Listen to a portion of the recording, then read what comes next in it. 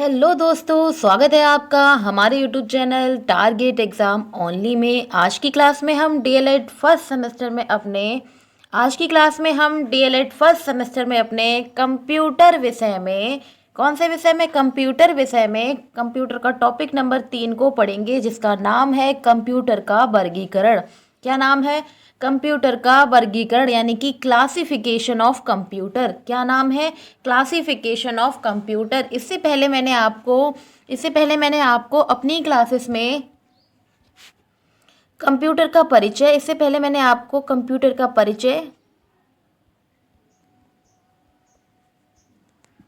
और कंप्यूटर की पीढ़ियां बता दी हैं। कंप्यूटर का परिचय और कंप्यूटर की पीढ़ियां बता दी हैं। अगर आपने मेरी क्लासेस नहीं देखी हैं तो आप हमारे YouTube channel target exam only, किस पर? टारगेट एग्ज़ाम ओनली पर जाकर वहाँ कंप्यूटर की क्लासेस को देख सकते हैं। ठीक है, और हमारा YouTube channel target exam only को सब्सक्राइब जरूर कर लें और बेल आइकन को प्रेस कर लें, जिससे आपको हमारी क्लासेस के टाइम टू टाइम नोटिफिकेशन मिल सकें। तो क्लास शुरू करने से पहले सबसे पहले हम अपने फ्री बैच के बारे में देख लेते हैं। हमारे फ्री बैच का नाम है डीएलएड प्रशिक्षु बैच। क्या नाम है? डीएलएड प्रशिक्षु बैच। और यह है हमारे YouTube channel target exam only पर फ्री ऑफ कॉस्ट प्रोवाइड किया जा रहा है। अब हम क्लास का शेड्यूल देख लेते हैं। सुबह 11 बजे काजल मैम की क्लास होती है हिंदी की। काजल मैम ने हिंदी का कंप्लीट सिलेबस करा दिया है और उनकी नेक्स्ट क्लास होती है शाम को 5 बजे। काजल मैम शाम को 5 बजे आपको पढ़ाती है बाल विकास, यानी कि पेपर नंबर 1। नेक्स्ट क्लास होती है मेरी शाम को 3 बजे कंप्यूटर की क्लास, जिसमें मैं आपका कंप्यूटर का सिलेबस करा रही हूँ। और उसके बाद हमारी 4 बजे क्लास होती है संस्कृत की, जिसमें हमारा लगभग कंप्लीट सिलेबस हो चुका है। संस्कृत में हमारा लगभग सिलेबस हो चुका है, उसमें हम कुछ प्रैक्टिस करेंगे और 1-2 टॉपिक बचा है उनको देखेंगे। ठीक है, अब हम नेक्स्ट क्लास देखते हैं। नेक्स्ट क्लास है हमारी शाम को 6 बजे रंजीत सर की क्लास। रंजीत सर आपको पढ़ाते हैं मैथ सब्जेक्ट को। ठीक है, रंजीत सर आपको मैथ सब्जेक्ट को पढ़ाते हैं और वो आपको बेसिक से मैथ को कंप्लीट करा रहे हैं। तो आप हमारे YouTube channel target exam only को सब्सक्राइब कर लें और बेल आइकन को प्रेस कर लें, आपको हमारी क्लासेस के टाइम टू टाइम नोटिफिकेशन मिल सकें। और क्लासेस को अपने दोस्तों में शेयर ज़रूर कर दें, क्योंकि यह फ्री बैच है और हम यूट्यूब पर बिल्कुल निःशुल्क आपको पूरा निःशुल्क आपको हम कंटेंट प्रदान करेंगे। ठीक है, तो शुरू करते हैं अपनी क्लास। अब हम शुरू करते हैं अपनी क्लास को। ठीक है, अब हम शुरू करते हैं अपनी क्लास को। आज हम देखेंगे कंप्यूटर का वर्गीकरण। कंप्यूटर का वर्गीकरण की क्या होता है, कंप्यूटर का वर्गीकरण कितने प्रकार के कंप्यूटर होते हैं, ये सब हम आज जानेंगे। ठीक है, तो देख लेते हैं। यदि हम कंप्यूटर के वर्गीकरण की बात करें तो कंप्यूटर को उनकी रूपरेखा, कामकाज तथा उद्देश्य और प्रयोजन इत्यादि के आधार पर विभिन्न वर्गों में विभाजित किया जा सकता है। किसके आधार पर? रूपरेखा के, कामकाज के, यानी कि कार्य के आधार पर, उद्देश्य के आधार पर तथा प्रयोजन के आधार पर हम कंप्यूटर को विभिन्न प्रकार में बांट सकते हैं। ठीक है, तो आपके सिलेबस में जो है वो कंप्यूटर 2 प्रकार से दिया है। पहला है कार्य के आधार पर और दूसरा क्या है? आकार के आधार पर। तो हम इन्हीं के बारे में जानेंगे। कंप्यूटर के मुख्यतः 2 प्रकार होते हैं। कौन कौन से? पहला है कार्य के आधार पर और दूसरा है आकार के आधार पर, यानी कि on the basis of work and on the basis of size. ठीक है, तो बेसिस ऑफ वर्क देखेंगे और क्या देखेंगे? साइज देखेंगे। ठीक है, तो देखते हैं। सबसे पहले हम देखेंगे कार्य के आधार पर कंप्यूटर का वर्गीकरण। तो कार्य के आधार पर कंप्यूटर मुख्यतः 3 प्रकार के होते हैं। कितने प्रकार के होते हैं? 3 प्रकार के होते हैं। पहला है एनालॉग कंप्यूटर। पहला क्या है? Analog computer. दूसरा है डिजिटल कंप्यूटर। दूसरा क्या है? Digital computer. और तीसरा क्या है? तीसरा है हाइब्रिड कंप्यूटर। क्या है? तीसरा है हाइब्रिड कंप्यूटर। तो आपके एग्जाम में बहुविकल्पीय टाइप में तथा लघु और अति लघु उत्तरीय प्रश्नों के आधार पर यह आ सकता है कि बहुविकल्पीय टाइप में आपसे पूछ लिया जाए कि कार्य के आधार पर कंप्यूटर के प्रकार बताइए और उनके नाम बताइए। ठीक है, इसी प्रकार से यही अति लघु में आ सकता है, अति लघु में भी ये पूछा जा सकता है। ठीक है, तो अब हम इनको विस्तार पूर्वक देखेंगे कि कार्य के आधार पर कंप्यूटर कितने प्रकार के होते हैं और इनको विस्तार पूर्वक जानेंगे कि इनमें क्या क्या डिफरेंस होता है। ठीक है,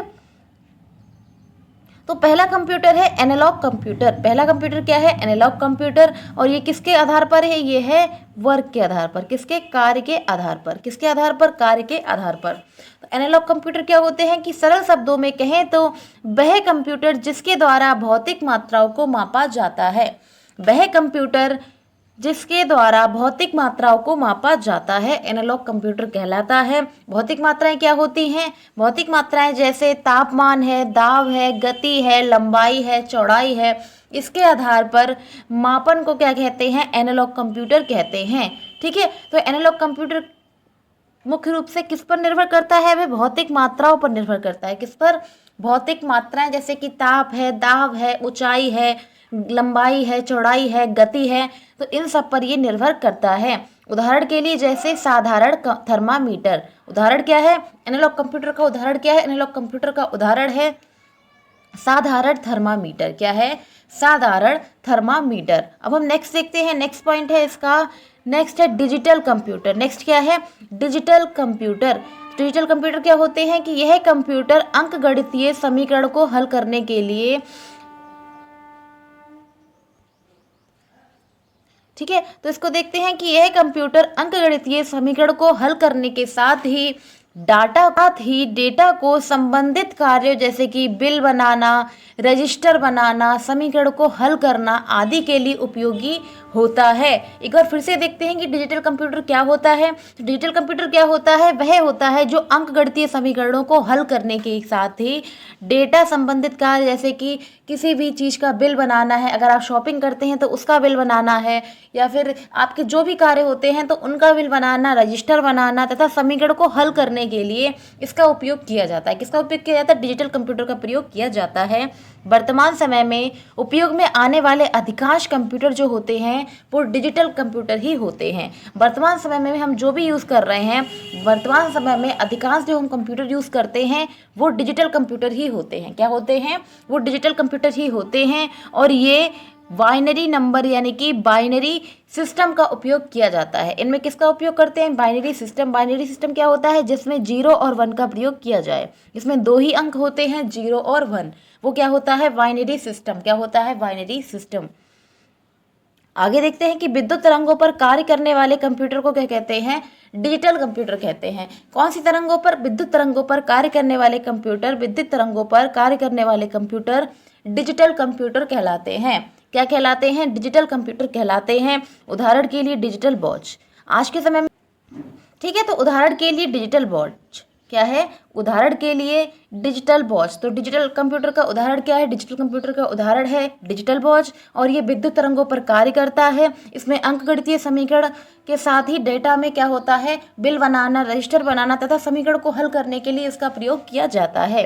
अब हम नेक्स्ट देखते हैं। नेक्स्ट है हाइब्रिड कंप्यूटर। नेक्स्ट क्या है? नेक्स्ट है हाइब्रिड कंप्यूटर। हाइब्रिड कंप्यूटर क्या होते हैं? हाइब्रिड कंप्यूटर एक ऐसा कंप्यूटर होता है जिसका उद्देश्य एनालॉग कंप्यूटर और डिजिटल कंप्यूटर दोनों के कार्य और सुविधाओं पर प्रदान करता है। क्या होता है? वह कंप्यूटर जो एनालॉग और डिजिटल कंप्यूटर का क्या होता है? मिश्रण होता है। क्या होता है? एनालॉग कंप्यूटर और डिजिटल कंप्यूटर का मिश्रण होता है। क्या कहलाता है? हाइब्रिड। हाइब्रिड यानी कि संकर। हाइब्रिड यानी कि संकर, ठीक है। जब 2 या 2 से अधिक से मिलकर बना हो तो उसको क्या कहेंगे? हाइब्रिड कहेंगे। तो दोनों से मिलकर बनता है, एनालॉग और डिजिटल से मिलकर बनता है, तो क्या कहलाता है? हाइब्रिड कंप्यूटर कहलाता है। यह कंप्यूटर ताप, दाब और भार यानी कि एनालॉग कंप्यूटर की कंडीशंस और विद्युत तरंगों यानी कि डिजिटल कंप्यूटर की दोनों की कंडीशंस को क्या करता है? अप्लाई करता है। क्या करता है? अप्लाई करता है, उन पर कार्य करता है। यह कंप्यूटर एनालॉग और डिजिटल कंप्यूटर का ही मिश्रण होता है। यह कंप्यूटर, मैंने अभी बताया आपको कि यह कंप्यूटर जो होता है वो एनालॉग और डिजिटल कंप्यूटर दोनों का ही मिश्रण होता है। उदाहरण के लिए डिजिटल थर्मामीटर, स्मार्ट वॉच। उदाहरण के लिए डिजिटल थर्मामीटर और स्मार्ट वॉच। आप अभी वर्तमान समय में जो वॉच का यूज़ कर रहे हैं, जो स्मार्ट वॉच का यूज़ कर रहे हैं, वह एक प्रकार का हाइब्रिड कंप्यूटर ही है। क्या है? वह एक प्रकार का हाइब्रिड कंप्यूटर ही है। क्या है? वह एक प्रकार का हाइब्रिड कंप्यूटर ही है। स्मार्ट वॉच हो गया, डिजिटल थर्मामीटर हो गया, तो ये सभी क्या हैं? ये सभी हाइब्रिड कंप्यूटर के ही उदाहरण हैं। अब हम देखेंगे, अभी हमने क्या जाना? अभी हमने कार्य के आधार पर कंप्यूटर को जाना कि कंप्यूटर कितने प्रकार के होते हैं। कार्य के आधार पर, कार्य के आधार पर कंप्यूटर 3 प्रकार के होते हैं। कितने प्रकार के होते हैं? 3 प्रकार के होते हैं। पहला है एनालॉग कंप्यूटर, पहला है एनालॉग कंप्यूटर, दूसरा है डिजिटल कंप्यूटर, दूसरा है डिजिटल कंप्यूटर, और तीसरा क्या है? Hybrid computer. तीसरा क्या है? Hybrid computer. ठीक है, तो अभी हमने कार्य के आधार पर जाना। एनालॉग कंप्यूटर क्या होते हैं? जो भौतिक क्रियाओं पर कार्य करते हैं, भौतिक क्रियाओं पर कार्य करते हैं, जैसे कि ताप है, दाब है, लंबाई है, ऊंचाई है, गति है, तो इन पर निर्भर करते हैं। जबकि डिजिटल कंप्यूटर क्या होते हैं? ये तरंगों पर निर्भर करते हैं। कैसे? किस पर निर्भर करते हैं? तरंगों पर निर्भर करते हैं। और हाइब्रिड कंप्यूटर क्या होते हैं? हाइब्रिड कंप्यूटर जो होते हैं वो एनालॉग और डिजिटल कंप्यूटर का क्या होते हैं? मिश्रण होते हैं। क्या होते हैं? मिश्रण होते हैं। ठीक है, अब हम नेक्स्ट देखेंगे आकार के आधार पर कंप्यूटर का वर्गीकरण। आकार के आधार पर कंप्यूटर का वर्गीकरण। तो आकार के आधार पर कंप्यूटर मुख्य रूप से 4 प्रकार के होते हैं। कितने प्रकार के होते हैं? 4 प्रकार के होते हैं। और कौन कौन से होते हैं ये अब हम देख लेते हैं। तो आकार के आधार पर कंप्यूटर 4 प्रकार के होते हैं। पहला है मेन फ्रेम कंप्यूटर, पहला क्या है? Main frame computer. दूसरा है मिनी कंप्यूटर, दूसरा क्या है? Mini computer. तीसरा है माइक्रो कंप्यूटर, तीसरा है माइक्रो कंप्यूटर। और चौथा क्या है? चौथा है सुपर कंप्यूटर। चौथा है सुपर कंप्यूटर। तो आकार के आधार पर कंप्यूटर कितने प्रकार के होते हैं इसको मिटा देते हैं, एक बार और समझ लेते हैं। आकार के आधार पर कंप्यूटर मुख्य रूप से 4 प्रकार के होते हैं। कितने प्रकार के होते हैं? 4 प्रकार के होते हैं। पहला है मेन फ्रेम कंप्यूटर, दूसरा है मिनी कंप्यूटर, तीसरा है माइक्रो कंप्यूटर, और चौथा क्या है? Super computer. Super computer. ठीक है, तो आगे देखते हैं। अब हम देखेंगे मेन फ्रेम कंप्यूटर को विस्तार पूर्वक। ठीक है, विस्तार पूर्वक अब हम मेन फ्रेम कंप्यूटर के बारे में जानेंगे। ठीक है, क्लास अच्छी लगे तो लाइक भी करते रहें। आप लोग लाइक नहीं करते और अपने दोस्तों में ज़्यादा से ज़्यादा बच्चों में इस क्लास को शेयर भी कर दिया करें। ठीक है, तो अब हम क्या देखेंगे? अब हम देखेंगे main frame computer. Main frame computer वह होते हैं कि यह कंप्यूटर क्या होता है? आकार में सबसे बड़ा होता है। मेन फ्रेम कंप्यूटर क्या होते हैं? यह कंप्यूटर आकार में सबसे बड़े होते हैं। Main frame computer multi user computer होता है। कैसा होता है? मेन फ्रेम कंप्यूटर जो होता है मल्टी यूज़र कंप्यूटर, यानी कि उस पर ज़्यादा से ज़्यादा लोग उस पर कार्य कर सकते हैं। कैसा होता है? मेन फ्रेम कंप्यूटर क्या होता है? मल्टी यूज़र कंप्यूटर होता है, जिस पर एक से अधिक लोग जो हैं वो कार्य कर सकते हैं। इसे बहुत सारे लोग एक ही समय में प्रयोग कर सकते हैं। ठीक है, तो इसीलिए इसको क्या कहते हैं? इसको कहते हैं मल्टी यूज़र। क्या कहते हैं? इसीलिए इसको कहते हैं मल्टी यूज़र। ठीक है, तो इसे बहुत सारे लोग एक ही समय पर प्रयोग कर सकते हैं। मेन फ्रेम कंप्यूटर का प्रयोग बड़ी बड़ी संस्थानों में किया जाता है। मेन फ्रेम कंप्यूटर का प्रयोग हम कहाँ करते हैं? तो मेन फ्रेम कंप्यूटर का प्रयोग हम बड़े बड़े संस्थानों में करते हैं। यह कंप्यूटर जो होता है वो सबसे बड़े आकार का होता है। कैसा होता है? सबसे बड़े आकार का होता है। और इसमें क्या होता है? इसमें ये मल्टी यूज़र होता है। इसमें बहुत से लोग एक समय पर कार्य कर सकते हैं। आगे देखते हैं कि इन कंप्यूटर को सर्वर कंप्यूटर भी कहते हैं। इन कंप्यूटर को क्या कहते हैं? इन कंप्यूटर को सर्वर कंप्यूटर भी कहा जाता है। क्या कहा जाता है? सर्वर कंप्यूटर भी कहा जाता है। नेक्स्ट पॉइंट है, इस कंप्यूटर पर कार्य करना जटिल होता है, यानी कि इस कंप्यूटर पर कार्य करना बहुत ही ज़्यादा कठिन होता है। और ये जो कंप्यूटर होते हैं वो आकार में बहुत बड़े होते हैं। ये इनका प्रयोग देख लेते हैं कि इनका प्रयोग कहाँ कहाँ किया जाता है। तो इनका प्रयोग रेलवे है, बैंक है, विश्वविद्यालय आदि में इनका प्रयोग किया जाता है। ये कंप्यूटर जो होते हैं, मेन फ्रेम कंप्यूटर जो होते हैं, बहुत बड़े बड़े साइज़ के होते हैं। इसीलिए इनका प्रयोग हम रेलवे में लगाते हैं। रेलवे में इसमें करते हैं, बड़े बड़े संस्थानों जैसे रेलवे है, विश्वविद्यालय है, इनमें प्रयोग किया जाता है। और इस पर कार्य करना ज़्यादा आसान नहीं होता है, कठिन होता है। कैसा होता है? इन पर कार्य करना बहुत ही ज़्यादा जटिल होता है। क्या होता है? बहुत ही ज़्यादा जटिल होता है। अब हम नेक्स्ट देखेंगे। नेक्स्ट है मिनी कंप्यूटर। क्या है? मिनी कंप्यूटर माइक्रो कंप्यूटर से बड़े होते हैं। कैसे होते हैं? मिनी कंप्यूटर माइक्रो कंप्यूटर से बड़े, जबकि मेन फ्रेम कंप्यूटर से छोटे होते हैं। जबकि मेन फ्रेम कंप्यूटर से क्या होते हैं? छोटे होते हैं। जबकि मेन फ्रेम कंप्यूटर से छोटे होते हैं। बड़े से अभिप्राय आकार में बड़ा होना नहीं है। बड़े से अभिप्राय आकार में बड़ा होना नहीं है, बल्कि इस कंप्यूटर में अधिक सीपीयू यानी कि माइक्रो प्रोसेसर लगे होते हैं। इस कंप्यूटर में क्या होता है, ये साइज में बड़ा नहीं होता है, बल्कि इसमें फीचर्स जो होते हैं यानी कि कंप्यूटर में जो सीपीयू का प्रयोग किया जाता है वो अधिक मात्रा में होते हैं, जिनको हम माइक्रो प्रोसेसर भी कहते हैं। सीपीयू को हम क्या कहते हैं, सीपीयू को हम माइक्रो प्रोसेसर भी कहते हैं। इसीलिए मिनी कंप्यूटर को माइक्रो कंप्यूटर से बड़ा माना जाता है। इसीलिए मिनी कंप्यूटर को माइक्रो कंप्यूटर से बड़ा माना जाता है। अब हम इनका प्रयोग देख लेते हैं। इनका उपयोग कहाँ किया जाता है, तो इनका उपयोग कॉलेज है, बैंक है, हॉस्पिटल है, इन सब में हमें मिनी कंप्यूटर का प्रयोग करते हैं। इन सब में हम मिनी कंप्यूटर का प्रयोग करते हैं। मिनी कंप्यूटर क्या होते हैं, वह कंप्यूटर जो माइक्रो कंप्यूटर से क्या होता है, बड़ा होता है और मेन फ्रेम कंप्यूटर से छोटा होता है। इनमें बड़े होने का अभिप्राय साइज नहीं है, बड़े होने का अभिप्राय साइज नहीं है, बल्कि इनमें क्या होता है, अधिक सीपीयू यानी कि माइक्रो प्रोसेसर लगे होते हैं, इसीलिए ये बड़ा होता है। किससे, माइक्रो कंप्यूटर से ये बड़ा होता है। इसमें उदाहरण क्या है, इसके उदाहरण हैं, इनका प्रयोग हम कॉलेज में करते हैं, बैंक है, हॉस्पिटल है, इन सब में हम इसका प्रयोग करते हैं। अब हम नेक्स्ट देखेंगे। नेक्स्ट है हमारा पॉइंट नंबर 3। नेक्स्ट प्रकार है हमारा माइक्रो कंप्यूटर। नेक्स्ट प्रकार हमारा क्या है, नेक्स्ट प्रकार है हमारा माइक्रो कंप्यूटर। तो माइक्रो कंप्यूटर क्या होते हैं, माइक्रो कंप्यूटर सबसे छोटा कंप्यूटर होता है। माइक्रो कंप्यूटर सबसे छोटा कंप्यूटर होता है जो छोटे व आसान काम के लिए प्रयोग किया जाता है। माइक्रो कंप्यूटर क्या होते हैं, वो सबसे छोटे आकार के होते हैं और जो छोटे व आसान कार्यों में इनका प्रयोग किया जाता है, जिसे आमतौर पर बच्चों को कंप्यूटर सीखने के लिए या घर पर छोटे कार्य करने के लिए प्रयोग किया जाता है। इसीलिए इनका प्रयोग आम व्यक्ति भी कर सकते हैं। तो माइक्रो कंप्यूटर क्या होता है, माइक्रो कंप्यूटर क्या होता है, माइक्रो कंप्यूटर मिनी और मेन फ्रेम कंप्यूटर से छोटा होता है। ये छोटे होते हैं और इनको हम घरेलू उपयोग में भी प्रयोग कर सकते हैं, आम व्यक्ति भी इनका प्रयोग कर सकता है। उदाहरण के लिए जैसे लैपटॉप है, पीसी है, डेस्कटॉप है, टैबलेट है, मोबाइल फ़ोन है। आज के समय में जो हम मोबाइल का प्रयोग कर रहे हैं वो भी क्या है, माइक्रो कंप्यूटर का ही उदाहरण है। क्या है, वो भी माइक्रो कंप्यूटर का ही उदाहरण है। ठीक है, तो माइक्रो कंप्यूटर क्या होते हैं, ये आकार में कैसे होते हैं, साइज में छोटे होते हैं और इनसे क्या होता है, इनसे छोटे व आसान कार्य को किया जा सकता है।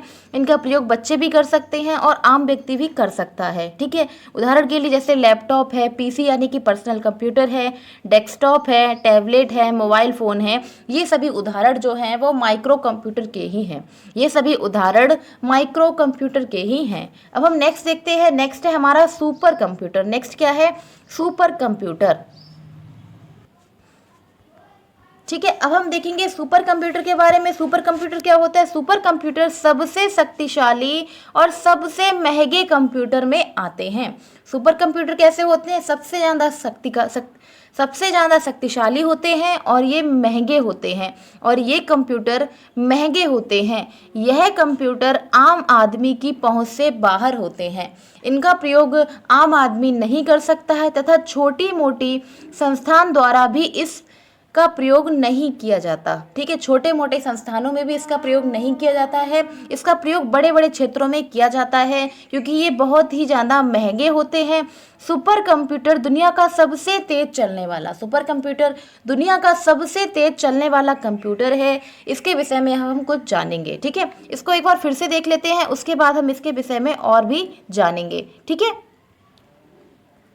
तो सुपर कंप्यूटर क्या होते हैं, ये सबसे ज़्यादा शक्तिशाली होते हैं तथा ये सबसे ज़्यादा महंगे कंप्यूटर होते हैं। कैसे होते हैं, बहुत ही ज़्यादा एक्सपेंसिव होते हैं। यह कंप्यूटर आम व्यक्ति से, आम आदमी की पहुंच से बाहर होते हैं। इनका प्रयोग आम आदमी नहीं करता है, नॉर्मल पर्सन नहीं कर सकता है। इनका प्रयोग बड़े बड़े संस्थानों में किया जाता है। ठीक है, ये बहुत ही ज़्यादा महंगे होते हैं। सुपर कंप्यूटर जो होता है वो दुनिया का सबसे तेज चलने वाला कंप्यूटर होता है। अब हम इसके विषय में जानेंगे कुछ और। ठीक है, तो क्या है, पहला पॉइंट है विश्व का सबसे, तो पहला पॉइंट देखते हैं। पहला पॉइंट क्या है, पहला पॉइंट है विश्व का सर्वप्रथम सुपर कंप्यूटर शिमोन क्रे नामक वैज्ञानिक ने CDC 6600 या फिर क्रे 1 के नाम से सुपर कंप्यूटर का निर्माण किया था। ये इंपॉर्टेंट पॉइंट है और आपके एग्जाम में पूछा जा सकता है। ये इंपॉर्टेंट पॉइंट है कि क्या है कि विश्व का सबसे पहला सुपर कंप्यूटर सिमोन क्रे नामक वैज्ञानिक ने CDC 6000 क्या है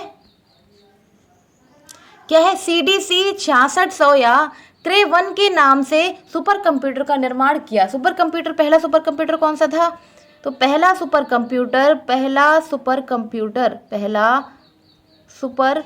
कंप्यूटर, ठीक है, कंप्यूटर क्या है?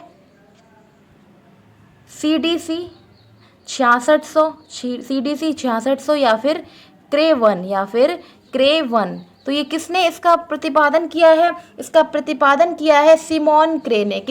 इसका प्रतिपादन किया है सिमोन क्रे ने।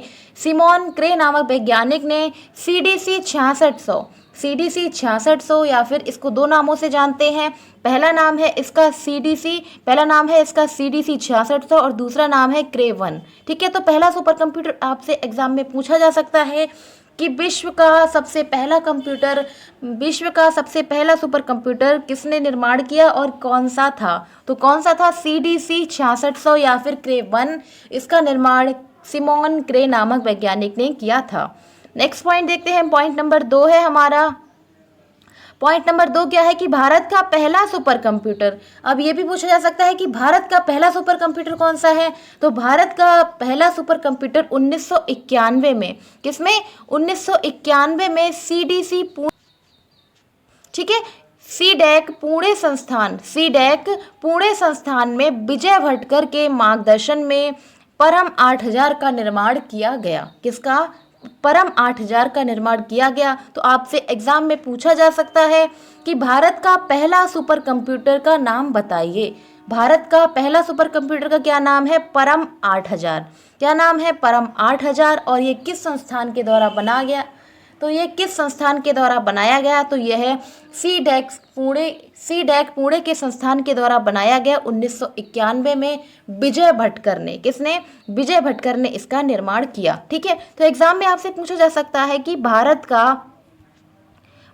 का पहला सुपर कंप्यूटर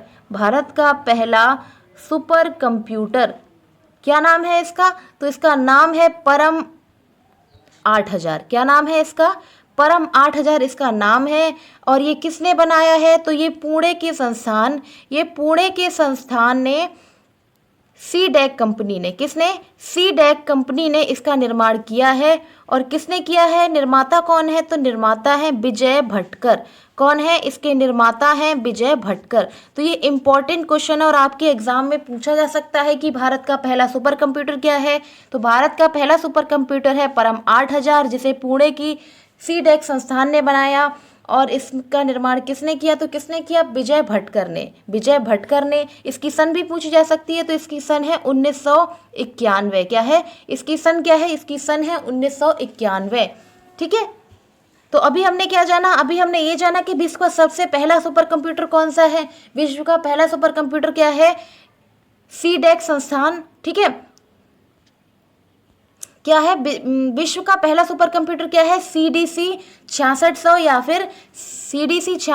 फिर क्रे 1 है। और इसका निर्माण किसने किया? सिमोन क्रे ने किया। किसने किया? सिमोन क्रे ने किया है। और एग्जाम में पूछा जा सकता है कि भारत का पहला सुपर कंप्यूटर क्या है? तो भारत का पहला सुपर कंप्यूटर है परम 8000। को क्या नाम है इसका? इसका नाम है परम 8000। सीडैक पुणे संस्थान ने इसका निर्माण किया है 1991 में विजय भटकर के द्वारा। किसके द्वारा? विजय भटकर के द्वारा। अब हम नेक्स्ट पॉइंट देखते हैं। नेक्स्ट पॉइंट है पॉइंट नंबर 3। फुकागू वर्तमान समय में दुनिया का सबसे तेज सुपर कंप्यूटर है। तो एग्जाम में पूछा जा सकता है कि दुनिया का सबसे तेज सुपर कंप्यूटर क्या है, ठीक है। दुनिया का एग्जाम में क्वेश्चन पूछा जा सकता है कि दुनिया का सबसे तेज सुपर कंप्यूटर, दुनिया का सबसे तेज सुपर कंप्यूटर, ठीक है। दुनिया का सबसे तेज सुपर कंप्यूटर का नाम बताइए। तो आप उसमें क्या लिखेंगे? आप उसका नाम लिखेंगे फुकागू। क्या लिखेंगे? फुगाकू। क्या नाम लिखेंगे? इसका नाम लिखेंगे आप फुगाकू। क्या नाम लिखेंगे? फुगाकू, ठीक है। और ये कहाँ का है? ये जापान का है। यह कहाँ का है? ये जापान का कंप्यूटर है। ठीक है, तो इसमें देखते हैं कि फुकागू वर्तमान समय में दुनिया का सबसे तेज सुपर कंप्यूटर है और ये जापान के द्वारा लॉन्च किया गया है। किसके द्वारा लॉन्च किया गया है? इसका निर्माण जो है वो जापान के द्वारा किया गया है। अब हम नेक्स्ट देखते हैं, लास्ट हमारा पॉइंट है, लास्ट पॉइंट है हमारा भारत का पहला सुपर कंप्यूटर। ये मैंने अभी पढ़ा दिया आपको कि भारत का पहला सुपर कंप्यूटर क्या है। 1991 में सीडेक पुणे संस्थान में विजय भटकर के द्वारा किसका निर्माण किया गया? परम 8000 का निर्माण किया गया। ठीक है, नेक्स्ट पॉइंट क्या देखा? नेक्स्ट पॉइंट हमने देखा कि फुकागू वर्तमान समय में दुनिया का सबसे तेज कंप्यूटर है। क्या है? सबसे तेज सुपर कंप्यूटर है जिसको जापान के द्वारा बनाया गया है।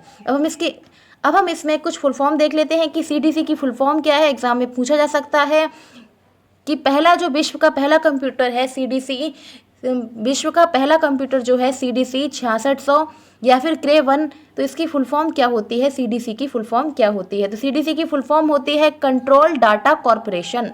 सीडीसी की फुल फॉर्म क्या होती है? सीडीसी की फुल फॉर्म होती है कंट्रोल डाटा कॉरपोरेशन। क्या होती है? Control data corporation. ठीक है, नेक्स्ट देखते हैं, नेक्स्ट है सीडेक। भारत का पहला सुपर कंप्यूटर 1991 में सीडेक, पुणे के संस्थान सीडेक में बनाया गया। तो सीडेक की फुल फॉर्म क्या है? Centre for development in advance computing. क्या फुल फॉर्म है? इसकी फुल फॉर्म है centre for development advanced computing. क्या है? Centre for development in advanced computing. ठीक है, तो इसकी फुल फॉर्म है ये। ठीक है, तो आप इनको याद जरूर कर लें, आप इस टॉपिक को जरूर देखें क्योंकि इस टॉपिक से एग्जाम में बहुत ही ज़्यादा क्वेश्चन पूछे जाते हैं, फुल फॉर्म से हैं और कंप्यूटर के प्रकार से भी पूछे जाते हैं। लॉन्ग टाइप क्वेश्चन में भी ये आता है कि इनको समझाइए, कार्य के आधार पर कंप्यूटर को बताइए या फिर आकार के आधार पर कंप्यूटर को समझाइए विस्तार पूर्वक। ठीक है, तो आप इसको अगर याद कर लेंगे तो आप बहुत अच्छे से इसको लिख सकते हैं। ठीक है, तो आज की क्लास में हमने कंप्यूटर का वर्गीकरण किया। इसको हमने बहुत ही अच्छे से समझा है। इसमें हमने मेन पॉइंट ही पढ़े हैं जो ज़्यादा पेपर के लिए बहुत ही ज़्यादा क्या है? इम्पॉर्टेंट है। पेपर के लिए क्या है? बहुत ही ज़्यादा इम्पॉर्टेंट है। अब हम नेक्स्ट क्लास में देखेंगे एक नया टॉपिक। नेक्स्ट क्लास में हम एक नया टॉपिक के साथ जुड़ेंगे आपसे। ठीक है, क्लास अच्छी लगे तो आप फीडबैक जरूर दिया करें। आपको क्लास कैसी लग रही है? आपको कोई कमी लग रही है तो उसको भी बताएं। अगर आपको कोई अच्छाई दिख रही है तो उसको भी बताएं। ठीक है, तो आप कमेंट जरूर किया करें कमेंट बॉक्स में और अपने दोस्तों में इस क्लास को शेयर जरूर कर दें क्योंकि यह क्लास जो है वो हमारे YouTube channel target exam only पर फ्री ऑफ कॉस्ट है। क्या है? फ्री ऑफ कॉस्ट प्रोवाइड की जा रही है। हमारे बैच का नाम है प्रशिक्षु बैच और इसकी पीडीएफ आपको हमारे टेलीग्राम चैनल पर प्रोवाइड की जाएगी। किस पर? हमारे टेलीग्राम चैनल पर प्रोवाइड की जाएगी। तो आप हमारे टेलीग्राम चैनल को भी ज्वाइन कर लें और क्लास अच्छी लगे तो लाइक शेयर सब्सक्राइब करें। Thank you.